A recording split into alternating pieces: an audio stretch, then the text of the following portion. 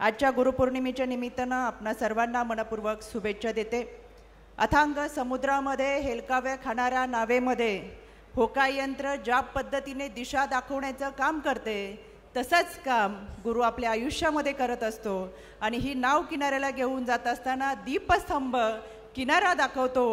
ज्यांनी ज्यांनी आपल्या आयुष्यामध्ये होकाई यंत्राची भूमिका बजावली आणि दीपस्तंभासारखे आपल्या पाठीशी उभे राहिले त्या सर्व लहान थोर गुरुजनांना मनापासून वंदन। आज कार्यकर्ता मेळाव्याच्या निमित्तानं आपण सर्वजण उपस्थित आहात। खरं तर पुणे जिल्हा आणि दादा हे एक समीकरण आहे, केवळ पालकमंत्री म्हणूनच नाही, पण एक पालकत्वाची भूमिका कशी असावी, कशी निभवावी, प्रशासनावरती पकड ठेवत खऱ्या अर्थानं सकारात्मक ऊर्जा प्रशासनामधून निर्माण करत कार्यकर्त्यांची कामं कशी करावीत याचं उत्तम उदाहरण म्हणजे आदरणीय दादा। आणि म्हणून मला असं वाटतं की ज्या पद्धतीने पिंपरी चिंचवडचा विकास झाला आहे केवळ महाराष्ट्रातच नाही तर देशात सातत्याने त्याचा उल्लेख केला जातो की विकासाचं काम कसं असावं, विकासाचं मॉडेल कसं असावं हे माहिती पाहिजे असेल तर पिंपरी चिंचवड एकदा फिरून पाहावं। अगदी संध्याकाळच्या वेळेस फिरताना सुद्धा पिंपरी चिंचवडमधून भास होतो तो विदेशी कुठे आलोय की काय असं वाटतं। ही दूरदृष्टी ठेवली ती आदरणीय दादांनी आणि आज याच भागामध्ये हा कार्यकर्त्यांचा मेळावा होतोय। खरं तर दादांनी 10व्यांदा अर्थसंकल्प सादर केला आणि हा अर्थसंकल्प होता तो समाजातल्या रंजल्या गांजल्या पीडित लोकांसाठी, कष्टकरी कामगारांसाठी, शेतकऱ्यांसाठी आणि सर्वात महत्त्वाचं म्हणजे माझ्या या मातृशक्तीसाठी। या अर्थसंकल्पामध्ये दादा आपण महाराष्ट्राला आणि महाराष्ट्राच्या जनतेला भरभरून दिलं, पण सर्वाधिक जर काही दिलं असेल तर त्या आमच्या या महिला भगिनींना दिलं जिच्या गर्भामधून नवीन सृष्टी निर्माण होती। त्या मातृत्वाचा सन्मान आपण या अर्थसंकल्पातून केला। वारकरी आणि माऊली यांचा सन्मान या अर्थसंकल्पातून होतोय। जे का रंजले गांजले त्याचे मणी जे आपुले तोची साधू ओळखावा देव तेथेच जाणावा हे ही उक्ती खऱ्या अर्थानं आपल्या अर्थसंकल्पातून आम्हाला प्रेरित होते। आपल्या अर्थसंकल्पातून आमच्या महाराष्ट्रातल्या महिला भगिनींना आपण मुख्यमंत्री लाडकी बहीण योजना दिली। शहरी भागाबरोबरच ग्रामीण भाग, आदिवासी वाड्या, वस्त्या, पाड्यांपर्यंत ही योजना पोचली आणि आता हक्काचे 1,500 आमच्या महिला भगिनींच्या खात्यामध्ये जमा होणार। हे आमच्यासाठी सन्मानाची बाब आहे जी आपण दिली, त्याच्याबद्दल एकदा जोरदार टाळ्या वाजून आपण दादांना मनापासून धन्यवाद देऊयात। कारण की आत्तापर्यंत अनेक अर्थसंकल्प मांडले गेले असतील, पण प्रथमच स्वाभिमानाने, सन्मानाने, आत्मसन्मानाने आणि आत्मबळ देण्याचं काम या अर्थसंकल्पामध्ये दादा आपण केलं। लाडकी बहीण योजनेबरोबरच लेक लाडकी योजना आणि आमच्या महिला भगिनींची अन्नपूर्ण योजना म्हणजे आमच्या महिला भगिनींचं सगळं आर्थिक बजेट हे किशनशी जोडलेलं असतं। थोडी जरी महागाई कमी जास्त झाली तरी आमचं आर्थिक शेड्यूल बिघडतं, पण आपण 3 मोफत सिलेंडर देऊन खऱ्या अर्थानं आमच्या खात्यामध्ये आम्हाला जे आर्थिक बजेट दिली आहे आता आम्ही खऱ्या अर्थानं लखपती दिदी होणार। म्हणजे सिलेंडरचे वाचलेले पैसे प्लस दादा आपण दिलेले 1,500 रुपये आणि आता आम्ही लखपती दिदी अशा महाराष्ट्रातल्या महिला भगिनींनी स्वाभिमानाने स्वतःच्या पायावरती उभ्या राहतील। कारण नवऱ्याने दिलेल्या 100 रुपयापेक्षा आमच्या स्वतःचे 10 रुपये आम्हाला लाख मोलाचे आहेत आणि 10 रुपयापेक्षा आपण 1,500 रुपये देताय। याच्याबद्दल पुन्हा एकदा मी आपले समस्त महाराष्ट्रातल्या महिला भगिनींच्या वतीनं मनपूर्वक दादा आपले आभार व्यक्त करते। आता याच योजनेमध्ये विरोधकांनी जरी काही टीका केली असली, हा निवडणुकीसाठी जुमला आहे असं जरी माध्यमांसमोर सांगितलं असेल तर हेच विरोधक, हेच महाविकास आघाडीचे काही आमदार आपल्या भागामध्ये दादा मुख्यमंत्री माझी लाडकी बहीण योजना ही बॅनरच्या माध्यमातून राबवतात। म्हणजे दाखवायचे दात वेगळे आणि खायचे दात वेगळे असा प्रकार आहे। कालच एक मेसेज म्हणजे मी प्रदेशाध्यक्ष म्हणून आधीपासून काम करत असल्यामुळे काही ग्रुपमध्ये आहे, काल 20 तारीख दुपारी 2:10 हा मेसेज माझ्या ग्रुपवरती आला। मुख्यमंत्री माझी लाडकी बहीण योजना सुरू झाली असून ऑफलाईन ऑनलाईन फॉर्म भरण्याचे काम सुरू झाले आहे, तरी या योजनेच्या सुवर्ण संधीचा लाभ ज्यांना घ्यायचा आहे त्यांनी त्वरित राष्ट्रवादी काँग्रेस पार्टी, शरद पवार मध्यवर्ती कार्यालय, sector 4, Shanti park, Punjab national bank, Mira road येथे तातडीने संपर्क करावा।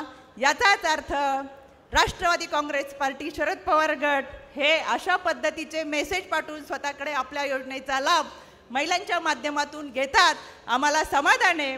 ज्यांनी आम्हाला मतदान केलं त्यांनी सुद्धा लाभ घ्या, ज्यांनी केलं नाही त्यांनी सुद्धा घ्या. महाराष्ट्रातल्या सगळ्या महिला भगिनींसाठी ही योजना आहे. पण हा खोटेपणाचा बुरका आम्ही विधानसभेच्या निवडणुकीमध्ये तुमचा फाडून काढू याची आम्हाला खात्री आहे. ही महाराष्ट्राची जनता सुज्ञ आहे. ज्या पद्धतीने तुम्ही माध्यमांसमोर टीका करता आणि स्वतःच्या मतदारसंघामध्ये स्वतःच्या प्रभागामध्ये महिलांच्या माध्यमातून या योजना विरोधक सर्रास राबवतात, याचाच अर्थ आमचं नाणं खमकं आहे, वाचतंय. आणि म्हणून खोटेपणाच्या बुरखा आणि त्याचे आव आणण्याची गरज आम्हाला नाही. यामध्ये खरं तर काल काहींनी तुतारी गटामध्ये पक्षप्रवेश केला. जे गेले ते तुमच्या समस्या सोडवण्यासाठी गेलेले नाहीत, ते त्यांच्यासाठी गेलेले आहेत. त्याच्यामुळे ते त्यांच्या फायद्यासाठी गेलेले आहेत. त्या व्यासपीठावरती शिवसेनेतून राष्ट्रवादी काँग्रेस पक्षामध्ये आलेल्या खासदारांनी असं म्हटलं की दादा गुलाबी स्वप्न पिंपरी चिंचवडकरांना दाखवतात, त्यांनी बोलू नये. मला त्या खासदारांना सांगायचंय, एकतर आपण पक्ष बदलून दुसऱ्या पक्षात आला तिथं आपण निष्ठावंतांची भाषा करू नये. दुसरी गोष्ट, स्वतःच्या घरासमोरचा रस्ता ज्यांना 5 वर्षात करता आला नाही त्यांनी दादांच्या विकास कामावर बोलू नये. राहिली गुलाबी स्वप्न, तर ती दादांनी 10 वर्षापूर्वीच पिंपरी चिंचवडकरांची पूर्ण केलेत. मग ते IT हब असेल, मेट्रो असेल, सुसज्ज रस्ते असतील आणि वाहतूक असतील. त्याच्यामुळे गेल्या 2-2.5 तासापासून दादांकडे निवेदन देणाऱ्या लोकांची जी गर्दी आहे, निवेदन घेऊन येणाऱ्या प्रत्येकाच्या चेहऱ्यावरती एक विश्वास आहे की मी जो कागद देतोय तो कागद आणि तो माझं काम दादा पूर्ण करतील. हाच गुलाबी स्वप्न आणि हीच गुलाबी स्वप्न बारामतीकरांची, पुणेकरांची आणि पिंपरी चिंचवडकरांची दादा पूर्ण करतात. याला गुलाबी स्वप्न म्हणतात. जी स्वप्न पडतात ती नाही, जी पूर्ण झाली ती. आणि म्हणून मला आवर्जून सांगायचंय की केवळ टीका करणं फार सोपं असतं. त्या खासदारांना मला सांगायचंय, तुम्हाला जी मतं मिळाली ती विकास कामांवरती मिळालेली नाही, तर ती एक आलेली सूज होती. लोकसभेच्या निवडणुका वेगवेगळ्या मुद्द्यांवरती लढल्या गेल्या. ही सूज विधानसभेच्या निवडणुकीमध्ये ओसरून जाईल आणि त्यावेळेस आम्हीच तुमच्या समोर असणार आहोत. माझ्या अगोदर आदरणीय विलासभाऊ लांडे आपण आपलं मनोगत व्यक्त केलं. वडिलकीच्या नात्याने आपण मनोगत व्यक्त करत असताना एक लहान बहीण आणि आपण व्यासपीठावर बसलेले माझे सर्व गुरुबंधू, मला या निमित्तानं सांगायचंय, आपलं कीर्तन महोत्सव देखील सुरू आहे. वारकरी संप्रदायाचा वारसा आपण पुढे घेऊन जाताय.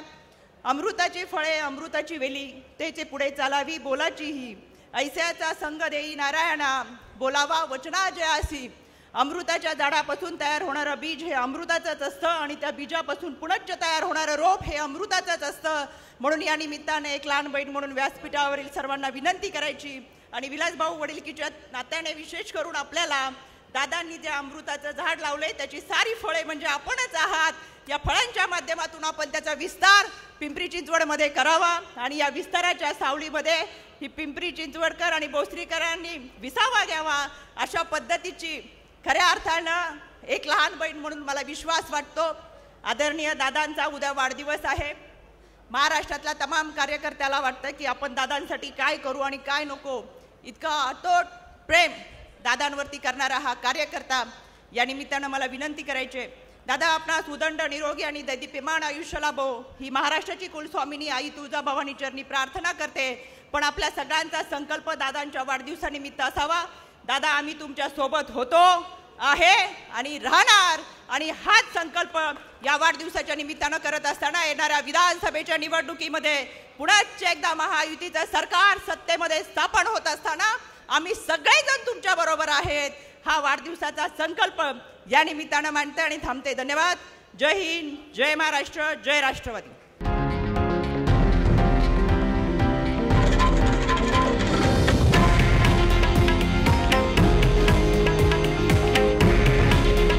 हे आहे देशातील नंबर 1 न्यूज नेटवर्क आणि आपण पाहत आहात TV9 मराठी. काळजी तुमची, हित महाराष्ट्राचं.